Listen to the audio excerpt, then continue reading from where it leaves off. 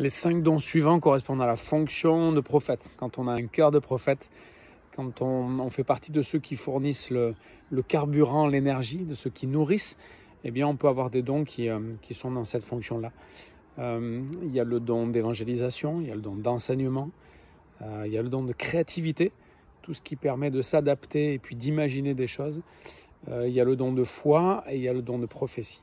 Voilà, ces dons-là, en fait, je n'ai pas besoin de donner trop de définitions, on y reviendra, mais ils sont dans cette fonction de prophète. Si on imagine un bus, en fait, eh bien, il y a les pilotes qui sont dans la fonction royale, qui sont les leaders, qui dirigent, qui guident, en fait, qui donnent la direction.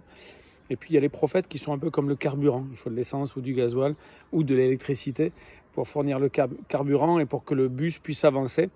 On verra que la troisième fonction, les prêtres, ou les sacrificateurs, eh bien c'est ceux qui réparent, ceux qui permettent, ceux qui vérifient que tout fonctionne bien tout le temps et qui permettent que la machine reparte, parce que même s'il y a un pilote, même s'il y a du carburant, on peut avoir des problèmes pratiques et les sacrificateurs, les prêtres vont être ceux qui règlent ces problèmes pratiques. On pourra parler des diacres, mais en tout cas en restant sur la fonction de prophète ou sur ceux qui ont un cœur de prophète, eh bien c'est ceux qui donnent le carburant, ceux qui nourrissent.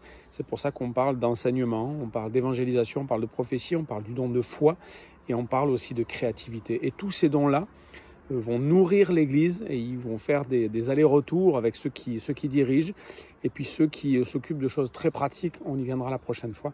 Voilà donc 5 autres dons qui peuvent être des dons naturels et qui peuvent devenir des dons spirituels quand ils sont possédés par des croyants et quand ils sont au service de la communauté et pour l'avancée du règne de Dieu qui s'est révélé en Jésus-Christ.